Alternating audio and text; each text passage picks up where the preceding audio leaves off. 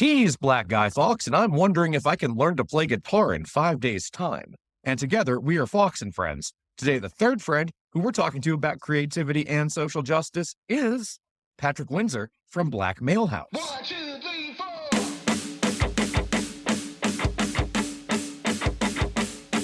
From coast to coast, from sea to shining sea, what he got is fucking wrong. His life's not made for you and me. We're chatting built that wall as we tear down bottom stall. Watch our kids get slaughtered as they run straight through the hall.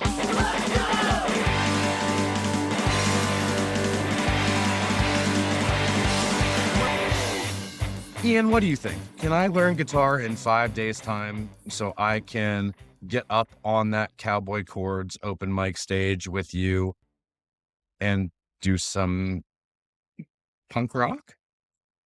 You know what? All are welcome at Cowboy Chorus Lost Evenings in Toronto. So yes, I think you'll be welcome. I think it'll go well, and I believe in you. If you need me to mime for you, though, I can do that. Oh, I really appreciate that. That's very kind of you. I think I'm going to leave it to our friend Alex Stein, who's going to get up and read some spoken word. Lots of our friends are probably going to be involved in it. You're obviously going to be involved in it since you're hosting it. Yeah, but I'll be hosting this motherfucker. Yeah. It's what, like 6 days from now? Crazy. After that, though, I mean, we know you're hosting Cowboy Chords. We know you're going to be in Toronto for 4 glorious days. What else do you have coming up? Well, right after that, I think the Friday after I get back from Lost Evenings, I'm going to be in Winchester, Virginia. With my friend Joey Hart, my Bright Box, and me the band Meager Kings too. Tickets are on sale for that right now. So if you're in the Virginia area or the DC area or the Maryland area, just call on down. It's going to be a good time. And then after that, I pick you up in Chicago and I pick up our friends, the Peanuts, punk band from Colchester, Connecticut. And we're doing a little 2-week house show tour. Yeah, well, it'll be 2 weeks. We have a little break in between, so it's a little bit fractured, but it'll be one big party. And then maybe we get to rest a little bit. I don't know. It seems like we're going to be on the road a lot over the next 6 weeks or so. I might need to go home and actually take care of my pets. But right now we got about 5 minutes till we get into this interview with Patrick Windsor from Black Male House. Tell me a little bit about Patrick. So Patrick, I met him in Lost Evenings last year. Actually, we met when doing backup set because his wife Alex went there. It's a friend of mine, and then we hung out a little bit in Vegas, and I found out about their band Black Male House, and it is this is an act I'm really excited about. I truly they're in my top 10 favorite bands as of right now that I'm really digging, and I'm ready to see what more to come over. It's very art rock. It's very, as someone who grew up listening to Panic at the Disco, it reminds me a lot of that. And it was fun talking to him just about his songwriting and alongside his influences. It's real cool. Very cool. Well, let's get into our talk with Patrick Windsor. Let's do it. Patrick Windsor, welcome to Fawkes and Friends. How you doing today, my friend? I'm doing great. Thank you for having me. Thank you for being on. I think the first time that we met was probably backstage at Lost Evenings. I think then we got to hang out a little bit at Punk Rock Bowling. I think Punk Rock Bowling is probably the first time I got to hang out. So, But each time I get sad because you did not bring your dog. And if you don't know, him and his wife Alex's dog, Mila, is the cutest thing ever. she is quite adorable and cannot be trusted in public. So she stays under lock and key when you're not around. Today's her gotcha day, though. 1 year ago today. That's when we got her. We got her from Sidewalk Project, from Babcock's nonprofit that they work. What kind of a dog is she? You know, she looks just like a Jack Russell. I say she looks like the dog in The Mask. But actually, we did the DNA test, and she is mainly mini pincher and pit bull. I think little Shih Tzu. So yeah, she's pretty adorable. Thanks. I'm on a Jim Carrey kick right now, so I just finished watching The Mask now. Before this call, watching Batman Forever because I just saw that he's selling his house, and they have pictures of his whole theater that he built, and he has the Riddler costume in his little theater and a bunch of crazy old movie memorabilia. It's cool to see an old housing listing, you know. If we all pool our money, they can laugh at our offer. You know, I just also saw that the Poltergeist house is for sale nearby me, like the one they actually filmed in and everything. So if you guys want to go in on that, I think it's like 1.7 million or something. I feel like out there that's actually reasonable. It's not the worst it could be. It is in Simi Valley, which I think is the site of the worst nuclear disaster in United States history. So I don't know, actual poltergeists, maybe. I'm not sure. So I don't think I've gotten a chance to ask anybody this that we've talked to about punk rock bowling, but did you all actually bowl? There is bowling. I have not, but some good friends of ours out here did bowl, and they were up early in the morning to go and actually on bowling competition. So that is a real part of punk rock bowling for sure. A smaller part, but it is very real.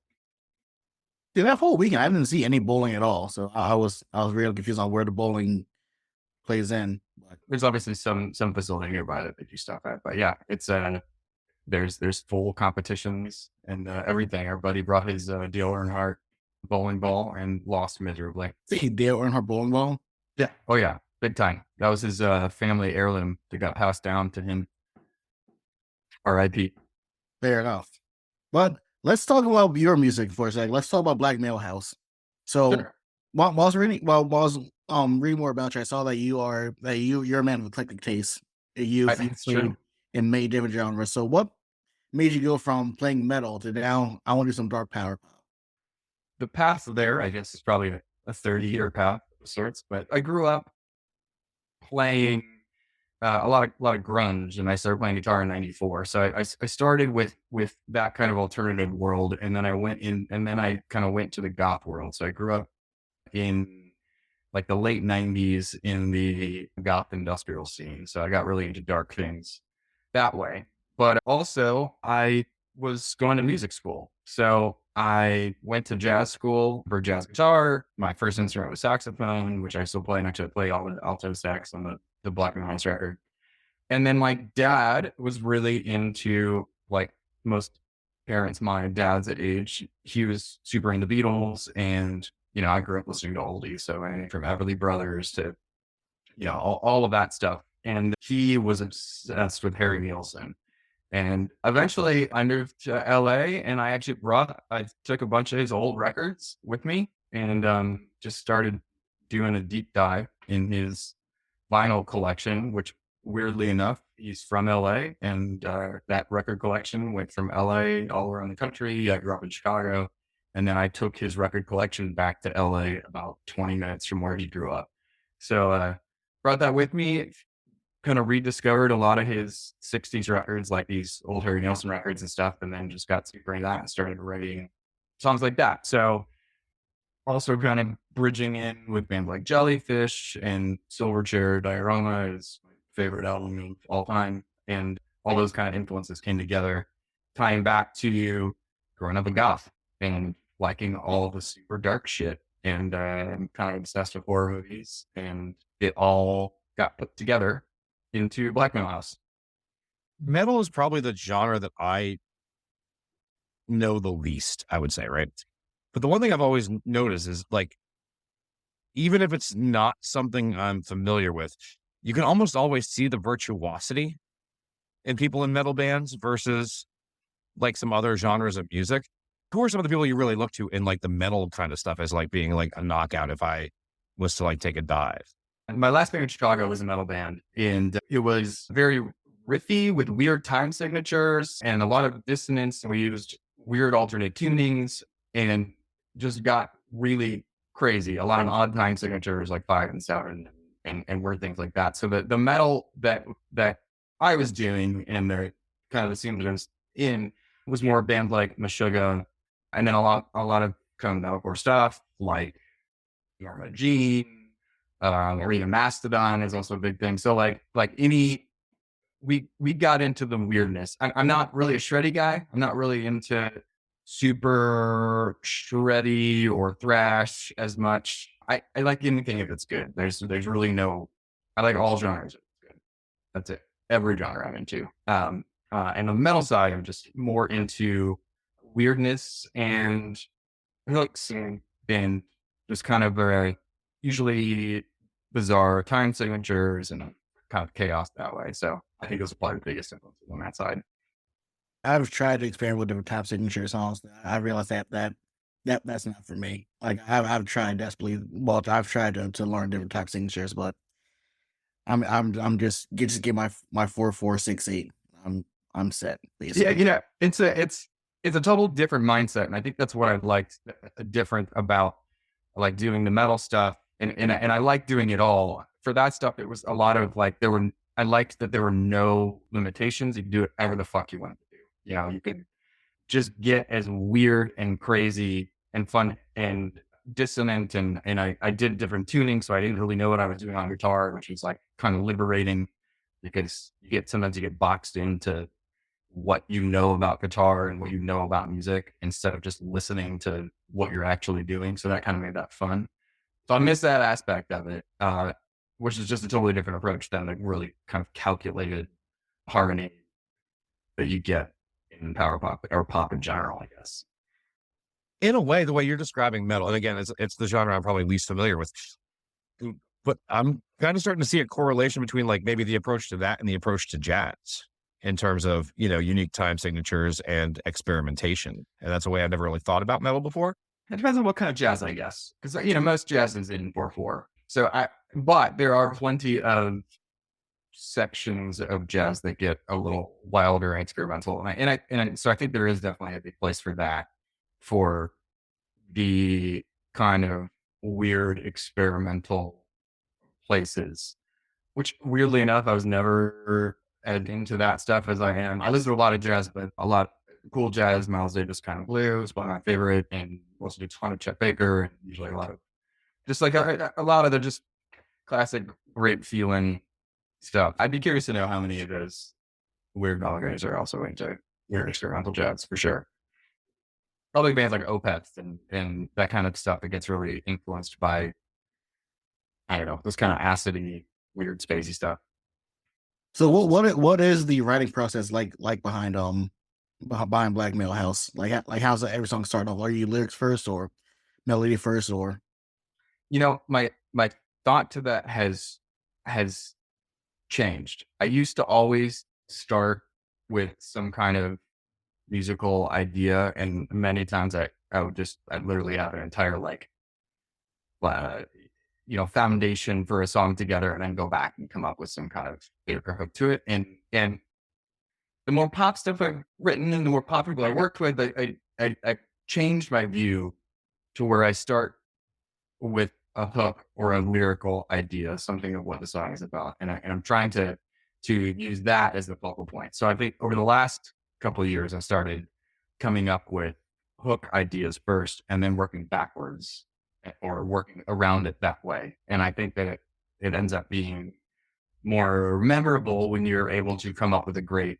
hook idea and then find your way to that. So I started doing that, especially with just coming up with acoustic guitar and voice, and then deciding how the song is going to work around it. But I've tried everything. I think you kind of have to as a songwriter, right? It's like you just try what works, and you do the same shit over and over again. And then at some point, somebody says something, and you go, "Huh, I didn't think of it that way." And then you try that, and then maybe that works better, and then that's just how you do it after that. yeah, usually for me, like it starts always predominantly just start out with a hook first. So it's like, and just like y'all just pick parts like, all right, so what does this hook mean? Like, where's this coming from inside of me? Then that's how I start getting my verses and some stuff down. So Yeah. Like, why am I doing this song? I used to not really care about what the concept of the song was. And that probably came from, actually, it probably came from the grunge, growing up, learning grunge stuff, and then into metal or stuff. Is like, in the 90s, it was like, what was any fucking song about, really? What is Blistering about? What is Everything's Out about? Nobody knows. So I think that probably I didn't put the focus on things from there. And then later on, when I started realizing what people connect with in songs, it made more of a focus to figure out what's something that people connect with, and then working everything else around there. So try to do better about that. at Punk Rock Bully, you gave me your sticker for Black Metal House. I immediately check you guys out, and it was just so fucking good. Like I listen to Catacombs, and so I've been Thank you. I really- appreciate that. of course. I've been.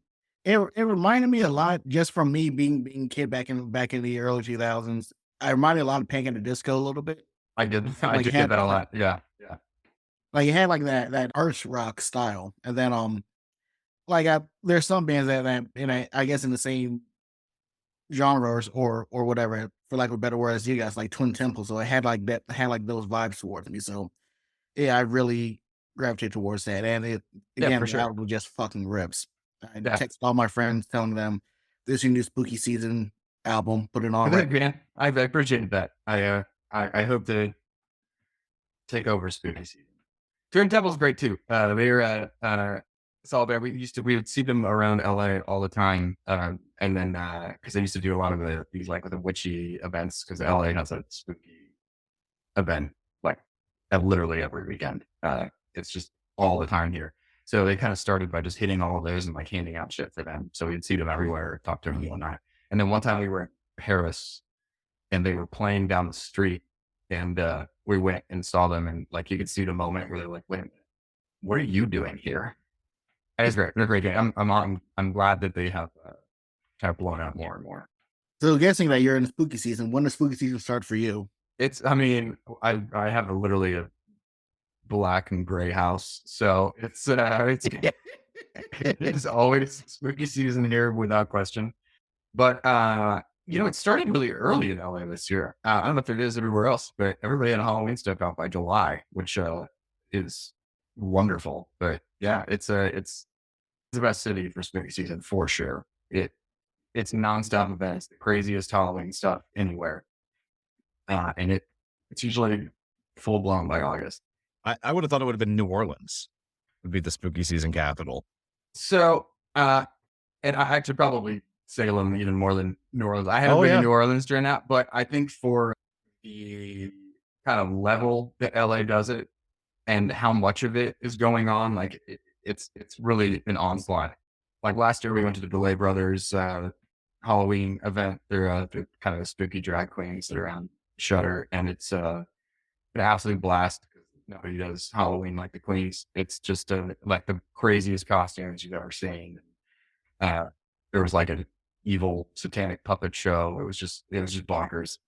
But yeah, we pretty much, I think LA is a special place for weirdos.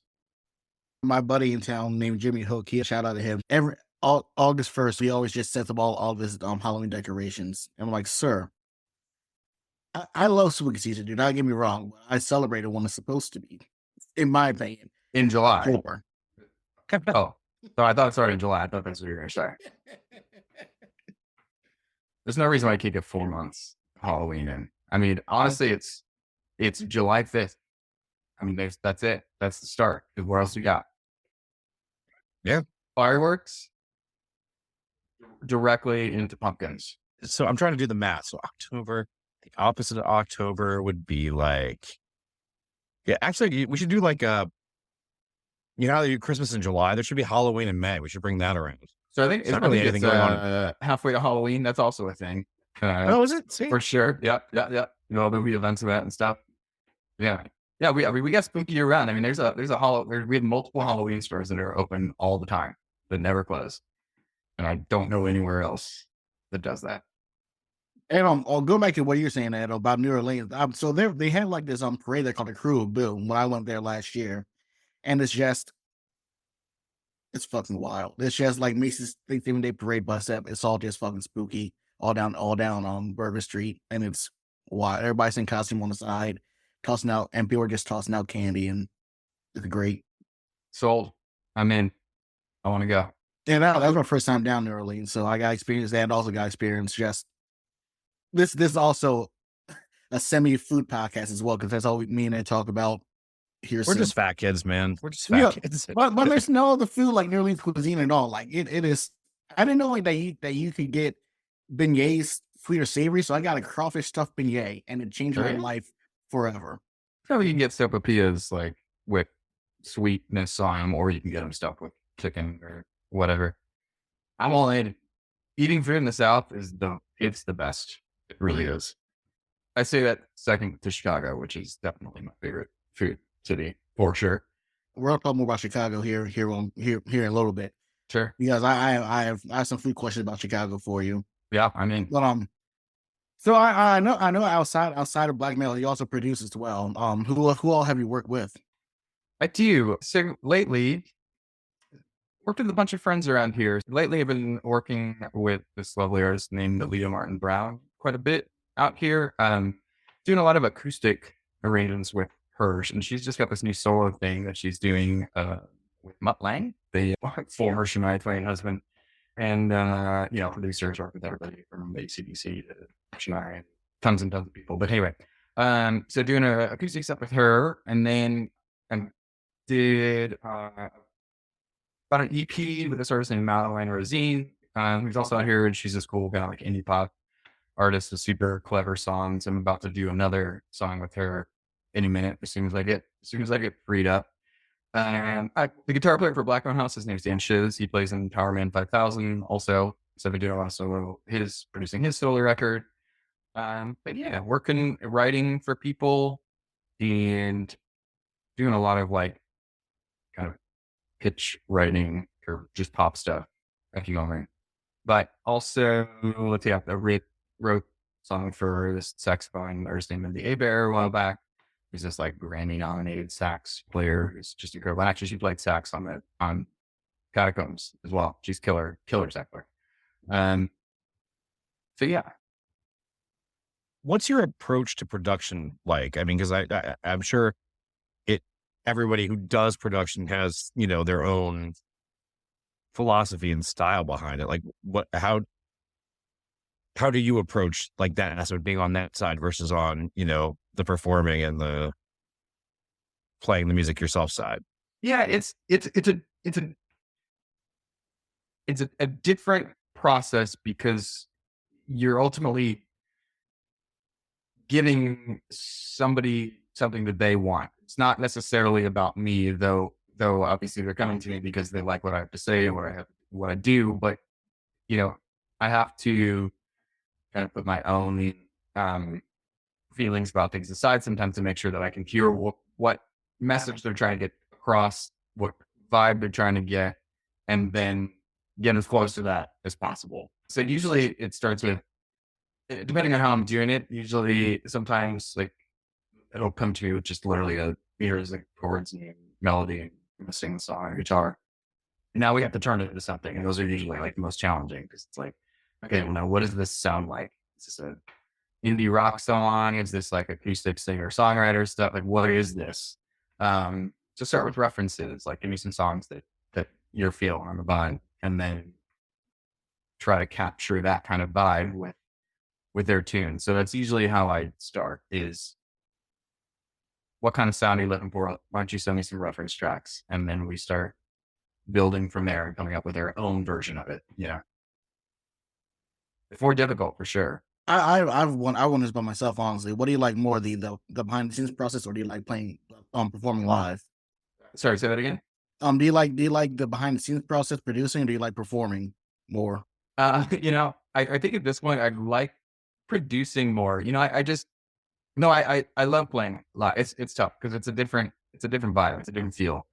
I like the creative aspect of producing and being able to build something that I then have forever, So I think probably that's more of what I'm into, but I spend a lot of time performing and I do enjoy, letting loose and getting down to business.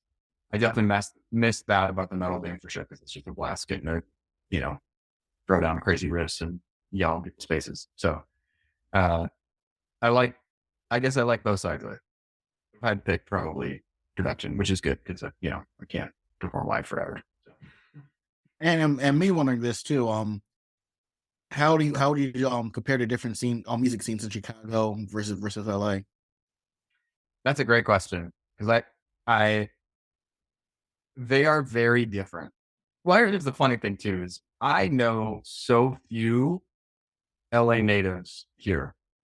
I have one in my band, the keyboard player, who also sings all the harmony stuff. He's absolutely incredible, and he is from here, in LA. Nobody else in Black House is from LA.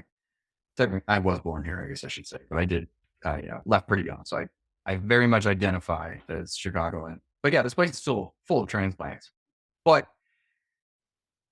I feel like I'm very thankful for having grown up in Chicago, particularly becoming a musician and playing in bands, because there's more of a vibe of getting together with your friends in a basement and playing some music together. Because what the fuck else are you gonna do? It's negative 10 degrees outside.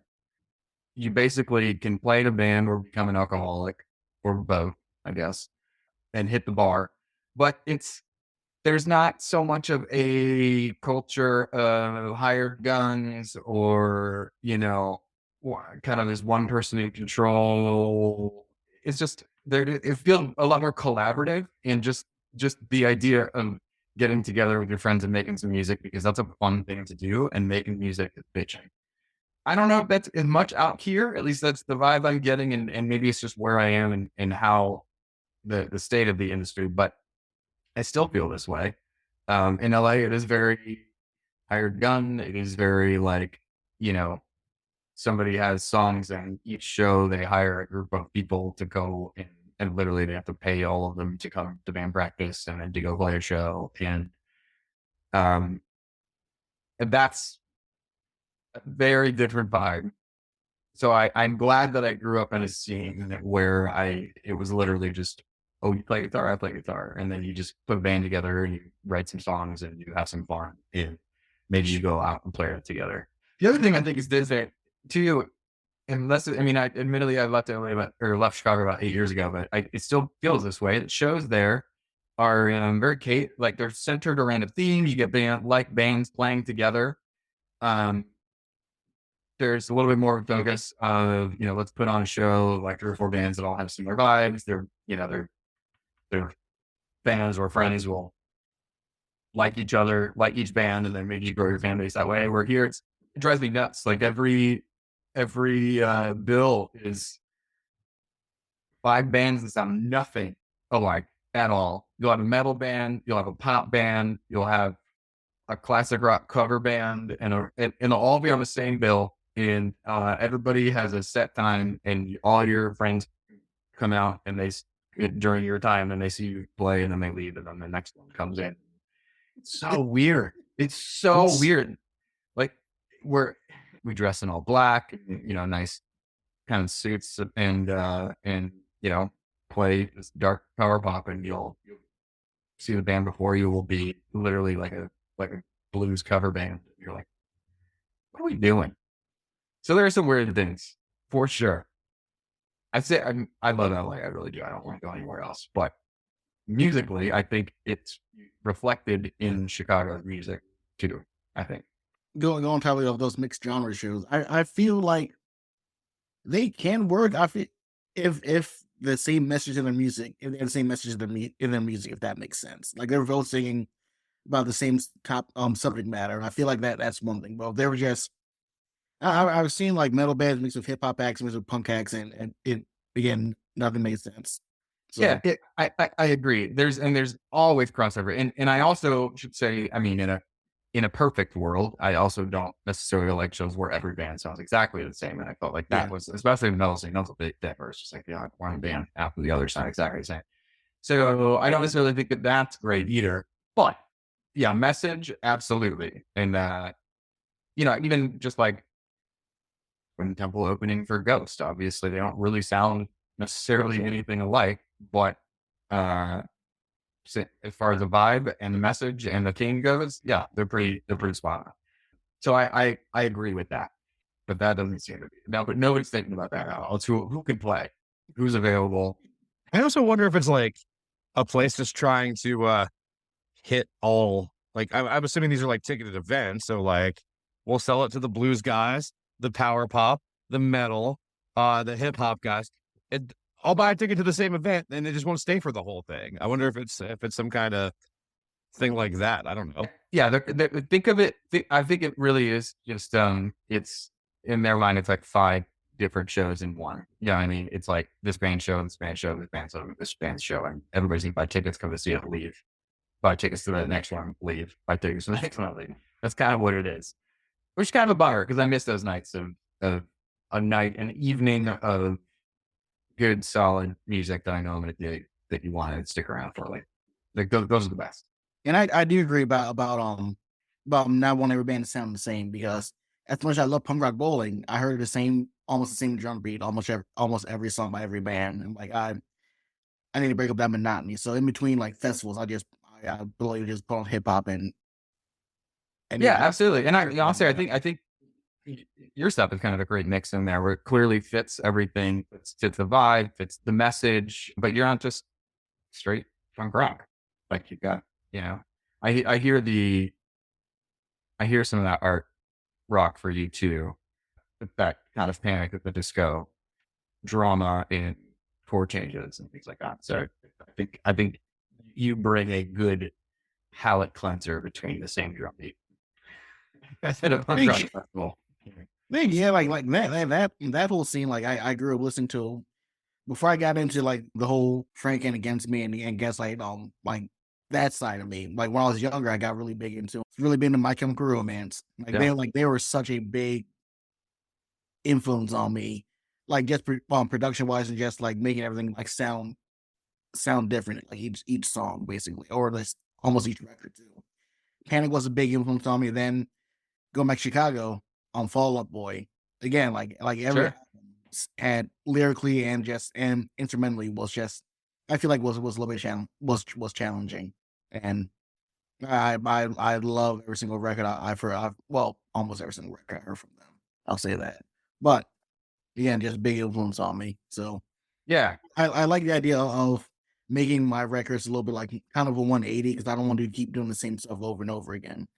Or also turn to Blink-182. I don't want to do that. So Right. There's something exciting about bringing some fresh sounds and even just variety in a record in general. I think Coldplay does a great job with that. Right. For sure.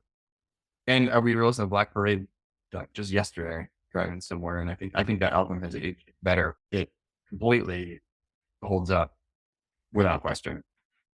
100%. If I'm on a train ride, then I'll just put that record on, just like sit for bitches, just cruise on it, because the production at Rockavallo and the lyricism with Gerard in that record was just so on point, and it's something very massive. There's something very like operatic about it. Like it just reminded me a lot of Queen. A good bit like listening to it. Oh, big time. Yeah. Now that I'm like way more entrenched in Queen and that whole scene, now I go back real. You guys straight up making a Queen record in a while, but just a little brattier, a little raunchier. I mean, yeah, that's exactly what it sounds like. So, yeah. So what's next to Black Male House? Well, what shows you guys have coming up, and are you working on any more new music? Yeah. There's a Power Pop Festival in LA. We just played 2 weekends ago. So I don't have any shows booked right now, but we actually started writing a little bit. So we did a new song at this last show. It's even darker than the other stuff. So there's some murder in the works for a little pop murder. I don't know where it's going to track, but they're basically going to do another EP that is ready to go. So I think we'll probably get started on it soon.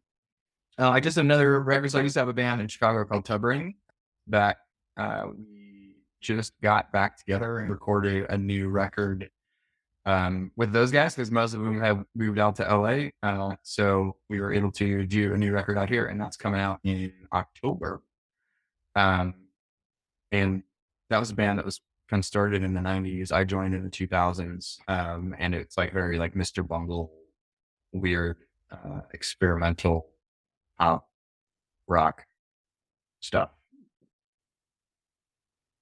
Very much looking forward to some new Black Male House. Thank you. Yeah, I'm excited to do it. Yeah. Speaking of Chicago, though, Ian and I are going on a little road trip with some friends. Ian's playing some house shows. I'm chauffeuring. because I Nice. have no talent. Chicago, food. What do we need? Oh boy. Okay. So Chicago does everything good. And by that I mean also, you're gonna die. Is basically how that's gonna work. When you eat all the good stuff, every day we have to like pace ourselves when we go back because it's not like anybody goes back to their hometown like, oh my God, I can't wait to get that salad place. That's not how it works. You can't wait to go eat that dog shit food. Like, it's gonna be so good, but you're gonna die. But you do need to do pizza. The pizza everywhere is great, and not just deep dish, but you should do deep dish. I know that's like that. A lot of Chicago natives like to shit on it, but no, it's great. But you should do deep dish and you should do thin crust. Both are Chicago thin crust is kind of the original pizza style. It started on, my understanding, it started on the south side. Is basically it's like called tavern cuts, like little squares, because they used to try to get workers to stop at the bar on the way home. And the way to do that was to offer little slices of little crispy squares of pizza. So that's kind of like the original style. And we still see that everywhere. And then there's deep dish, which is fantastic. I recommend Pequod's. That just got voted #1 pizza in the country, and it is banging. I recommend the one in the city. Got to do Italian beef. You have to. Portillos are everywhere, and they are delicious. Buona beef is great. I think the bear is based around owl beef, if I remember right. That's the show everybody learned about Italian beef. Man, you really can't go wrong. Mexican food, banging, huge Mexican population. So it's banging everywhere. You definitely 100% need to go to Kuma's Corner. And that is a heavy metal themed burger restaurant. All the burgers are named after metal bands. All they play are metal. So there's a Mastodon burger, a High on Fire. I always get to play Bringer. And they're huge monster burgers with pretzel buns, and they are delicious and highly recommended. Very nice. What else do you have to do? Fatso's Last Stand. Fatso's Last Stand? Yeah. I heard of that one. Oh, hey, I found that one out from just from watching First Week Feast, and it is another burger spot. They have like this burger filled with jardiniere. And Oh, it's that's intense. delightful. And Nice. Italian pit beef. So I love Al's Italian pit beef. While I was just on tour, we played at Beat Kitchen, and then like right before the show, went there, had my Italian beef dipped, and it was delicious. Yeah. We also discovered Harold's chicken as well with your mild sauce, and it is delightful as well. Okay. There you go. Bad Apple is another burger place that's killer. There's a lot of places to go. It's all good. You like coffee? Dark Matter Coffee is my favorite coffee place like in the country. I'm kind of a coffee fanatic. And they're a roastery, and they have a bunch of around Chicago. Really cool art and design around their shops. So definitely recommend that. You got to go to Chicago Music Exchange. Shout out to those guys. They're the best. You'll totally geek out over. So, are you more tavern style or are you more deep dish? What would you say? You know what? I'm like Don Giovanni. I like it all. I like it thick. I like it thin. We have a Gina's East, which is one of the Chicago chains too. They opened a location out here in LA, pretty close to us. So we'll get it from time to time, and we'll trade off. Sometimes you're feeling deep dish. Sometimes you're feeling thin. Also, if you eat deep dish all the time, you'll die. Without question. Yeah. So you got to change it up. You can't always get deep. Yeah, that's the thing about Midwest food. Like that, like especially Chicago, that'll put you to sleep. Like, Yeah, they don't fuck around. Yeah, it's great. But you'll die. Like it's not good. Midwestern food in general. There's just jokes about like salads. You'll be at like a family reunion, and there's like 8 different kinds of salad, and not a single one of them has a leaf in it anywhere. Like everything's mayonnaise based, just like pasta salad, potato salad, ambrosia salad. Like it's heavy. It's a heavy place. It's because it's And- cold. It's cold, man. What are you gonna do? And for me, living on in Midwest, I need to ask because I'm pretty sure you probably had it. Your first Malort experience. Funny, I actually have a stock of Malort all the time downstairs. I do. And I have a big bottle, and then I have about 12 small bottles, like airline bottles, ready to go for when we need to just like fuck with our LA friends. Like we just have them over like, oh my God, man, you really got to try this. It's the best thing you ever had. So I enjoy that thoroughly. I don't know if I remember the first time I had it because I definitely have friends who like swear that they actually really love it. And the worst is surprise more when like somebody just hands you something and tells you it's like Rumplemans or you know some nice tasting shot and then it's not. That's Yeah. how I met Malort. I was in Chicago for a work trip. I met up with my friends Tabitha and Sam, and our plans fell through. We're on a bar, and I'm like, well, all right. So our plans fell through. I might as well be a tourist. I was like, what can I get that's quintessentially Chicago? And I should have known when Tabitha said to Sam, "Don't," and then Sam said, "Do you want a shot of Malort?" And I said, "Of course I do." And that was the second worst Malort I ever had. The worst was the one that Ian gave me at a festival we were just at because it was a summer hot outside 100-degree outside festival, and this Malort was 120 degrees. So I did a 120-degree shot of Malort, and So It's I like did. it's like gasoline as it's burning through an Oh. engine is basically what that is. oh, That was the gonna- Stu. I think I saw the Stu Red merch. People walking around with the bottom. Yeah, that's fair. Yeah, we started super much at Camp Pennsylvania. Then I just gave Ed a shot. And my first time having Malort, it was my first Chicago show. I like at that house on venue called the Garden. My friends Molly and Max. Shout out to them. They're the best people ever. They run it, and they gave me Old Style, which I was enjoying because be drinking PBR all the time. Of course, I was going. Yeah, old style is the Chicago way. The sign, there's like a whole thing about the signs are everywhere at every bar. They don't even bars don't even have names. They just have an old style sign. That's it. And then they just said you gotta try Malort. I went, what the fuck is that? And they told me it's the worst drink ever. I went, all right, bet, give it to me. you So know, if somebody tells you it's the worst drink ever, you have to try it. For have science, to. like you have to try it for science. Yeah. So I drank it and it was the worst. I didn't throw up, but it was the worst. But I also like that night it did get me drunk, so I ended up ordering fucking $30 worth of White Castle to the house. So Oh yeah.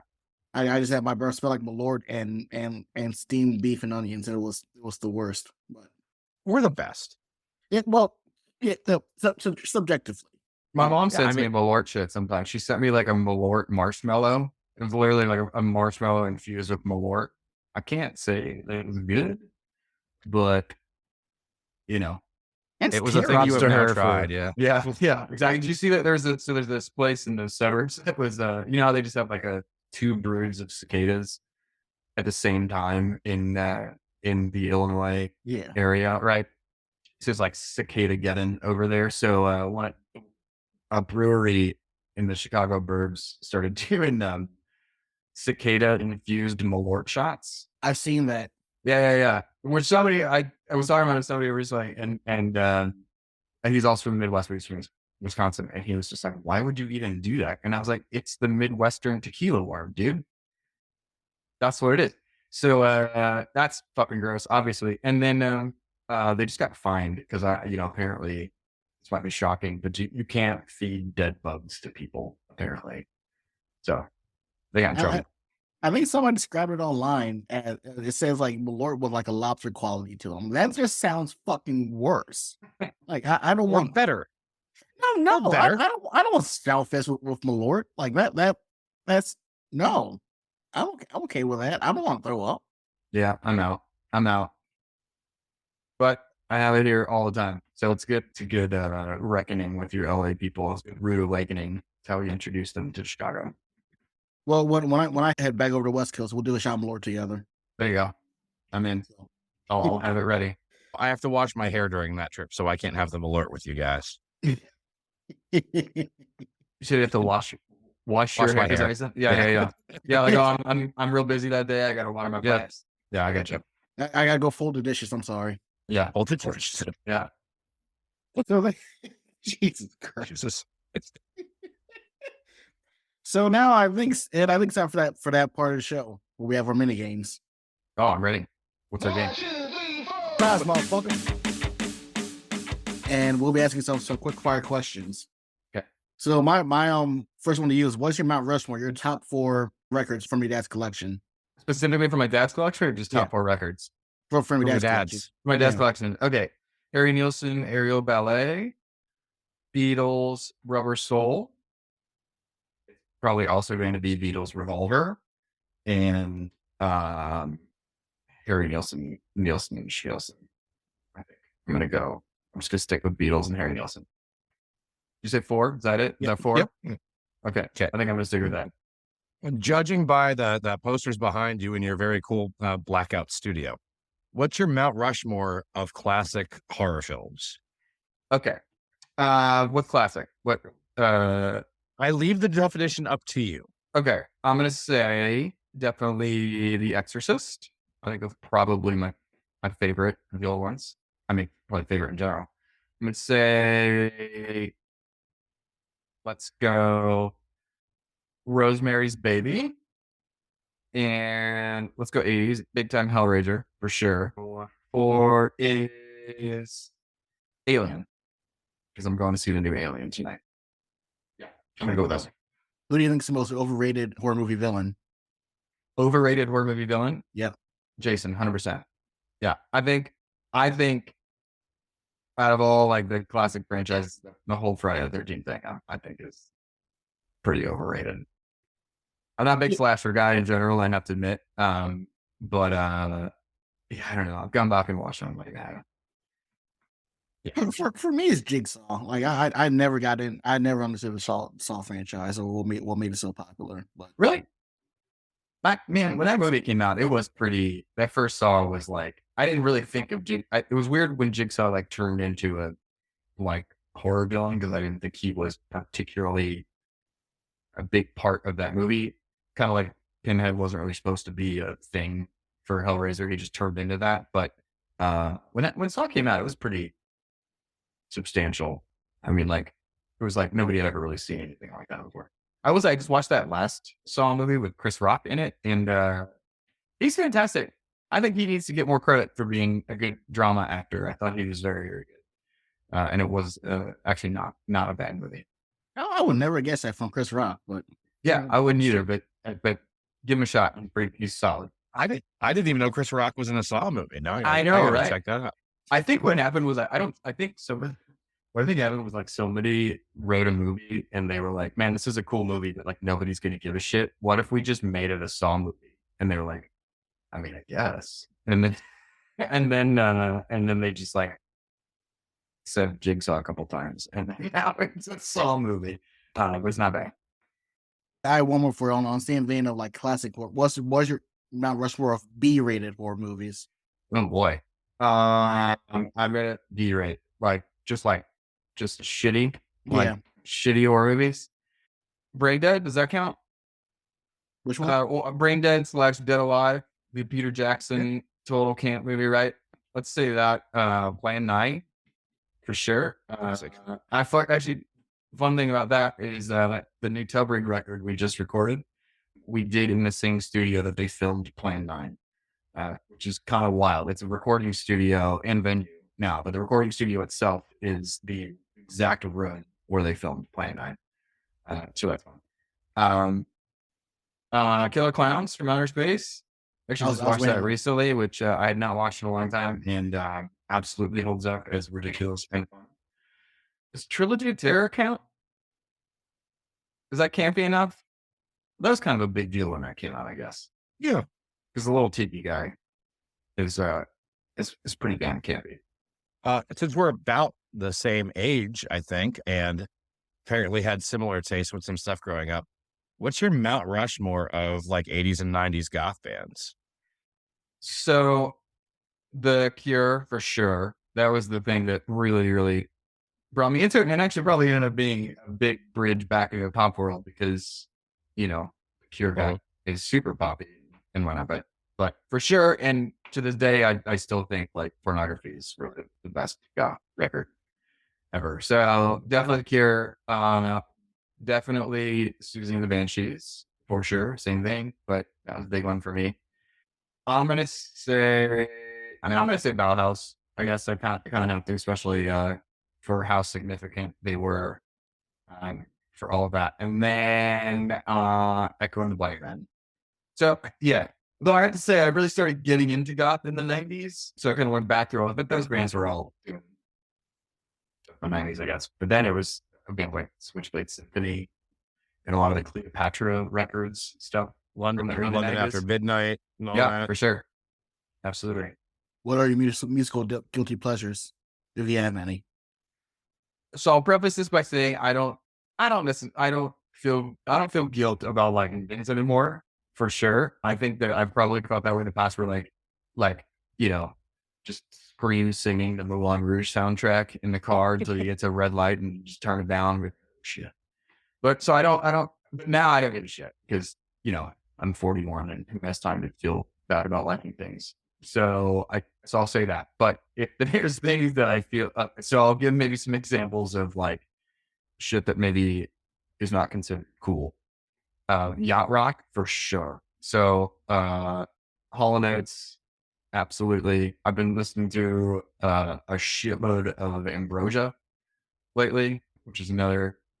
I'm gonna call them yacht rock. I think they're yacht rock for sure. And any of that kind of scene. So probably that. Guilty pleasures. There would be. I don't know. What do you got? What's a guilty pleasure for you? What's your example of a guilty pleasure? So I think one of my biggest ones is, I mean, I've said this on the podcast before, but I don't know why, but I like old obscure boy bands and girl bands from back in the day. So I fucking love S Club 7. I think they are one of the weirdest groups you can ever listen to. I don't remember S Club 7. We're talking Oh. like 90s, like boy band, girl band era? Yeah, it's like Late 90s, late early 90s, 2000s. early 2000s. Okay. The song S Club Party is just the best anthem of all time. So highly recommend listening to that. I love how you prefaced it. Like so many people who've been on the show have been like, yeah, I don't feel any guilt in my pleasure. And neither do I. The thing I think that is closest for me, like I don't feel any guilt, but I fucking love disco, man. Hell yeah. I Oh, I'm all fucking about love disco. It feels All great. of it. Yeah. Yeah, there's did you watch the Bee Gees documentary? No. Oh, it's so fucking good. It's so good. And like seeing how they turned into the disco thing and just the hatred and the animosity toward disco that happened like overnight. Like in Chicago, there's that big thing, that like disco sucks thing where they just like destroyed disco records. And Yeah. it's so bizarre. I don't get the hatred of disco, but I'm all in. Oh, and we I could, hope we it could makes do a resurgence. whole podcast on why everyone hated disco. See, it's not that I hate disco. I just never done cocaine, so I can't. I don't know what. Dude, it's how so people smart. enjoy But disco is so smart, man. Like Yeah. the arrangements are just insane. All that 70s Bee Gees shit is just bonkers. Like Yeah, it's so smart, so clever. next time we go to karaoke, I'm only doing Barry White songs the entire night. Nice. All right, You're that's gonna- fine. You're gonna have So- to like, get some disco in you. And this is side tangent, but gee, I want to hate you so much if I hear disco. Like I want to get so mad if I hear disco. But on a side note, going back to yacht rock. So I need to ask you this because I've asked this question to my mom and she got real mad at me for this. But imagine you did not know Michael McDonald what he looked like at all, and you heard Keep Forgetting. Would you not think that that's a Muppet singing it? A Muppet? Yes, Muppet? a Muppet. That's not where I thought you were going. Yeah, me neither. There's now where I thought you were going, but Like imagine like his singing voice on Swedish Chef or even Beaker. Like that. Like that's sure, why not? I make fun of him all the fucking time. Yeah, so like you're not into it. No, what a fool believes. Nothing. So it's not like I'm not into like his voice is just so unique and like it's it's I guess it's like tongue, but I just like making fun of his voice. I mean I like this. I like the song, so not get me wrong, but if you did not show me what it looked like, I would have thought it was Muppet singing it. Not in a bad way, but just I'm all in on Muppet Yacht Rock for sure. If there's a Muppet record for Yacht Rock, I'd buy it in a second. No question. Off the rails, Muppet Yacht Rock. That's a place that I never we've kept. Love it. Who would you love to go on tour with that you haven't yet? Lemon Twigs. I think if I had to pick bands that are still around doing stuff, I think they're definitely. I like that they're still bands. They're a band that's super throwback for sure, but doing creative songs, and their fans seem to really dig that kind of stuff. So I think if I picked any band I would tour with right now, it'd probably be the Lemon Twigs. I have one more for you. All right, hit me. Mount Rushmore of Chicago bands. I don't want to fuck this up. Buckingham's number one. They a lot of them turned into Chicago later, the band Chicago later, but they were in the 60s, huge hits. Just they kind of really kickstarted power pop in the Chicago scene. So they're massive for sure. Smashing Pumpkins, you gotta do Smashing Pumpkins. Alkaline Trio. And let's say, or I'm gonna say a lesser known band. I don't know if they're exactly my Mount Rushmore, but Kill Hannah. Used to play with this band called Kill Hannah a lot in some of my bands in Chicago, and really great dudes. And we played with them a ton. And they had their shot, had a major label record, had a single, and never really blew up. But they were very good. So with them, No, I remember Kill Hannah. yeah, they're killer. You know what? Here's your crazy thing, and then I gotta go. But your crazy thing about Kill Hannah is the singer started Cameo. That site where you can hire famous people. He is one of the people that started that. Wow. So he found his thing. My last one, just for my own personal thing, because you mentioned something that I really love. What's your favorite Chet Baker song? I fall in love too easily. That's good. Yeah, it never gets old. Never gets old. Well, Patrick, I mean, you made it through our game. Thank you so much for joining us. Hey, thank you for having me. Where do you want to send people? What do you want to tell them that you have coming up? I know you had mentioned the new album. So let's Yeah. just go back to that. So man, where do you go? Check out Blackmail House Band. I think is our Instagram handle, but check out Blackmail House, 3 words. And then new Tub Ring record is coming out in October. I think first single will be out in September. And yeah, that's what we got going on. Oh, yeah. Thank you so much for joining us. This was so good to talk to you again. Oh, And thank see you guys. Thank you for having me. Thanks for including me. I really appreciate it. This show is the brainchild of Black Guy Fawkes folk punk griot. You can find him on all the social medias as Black Guy Fawkes or Black Guy Fawkes Music, as well as on Bandcamp. Merch, music, and ticket sales are how independent music gets sustained, but word of mouth also helps a great deal. The intro and outro are both from the song New American Meltdown by Black Guy Fawkes, so that's legally covered because this is his podcast, and that is his song available on the album Life, Love, and the Bomb. Additional music elements provided by Ben Dumb Production Music. Check out more at bdmusicproduction.com for all your bespoke royalty-free background music needs. Sound design and editing by Ed Coulard, who appears courtesy of his dog and many, many cats. Cover art by Jacob Matthews, a pal who has been down since day one. Finally, while Fawkes and Friends firmly believes that punk rock is and should be a safe space, we know it can't be safe for everyone without excluding bad elements. So remember. So tell your local Nazis and your fascists to fuck off. So In a way- Go ahead. Go ahead. No, go ahead. Go ahead.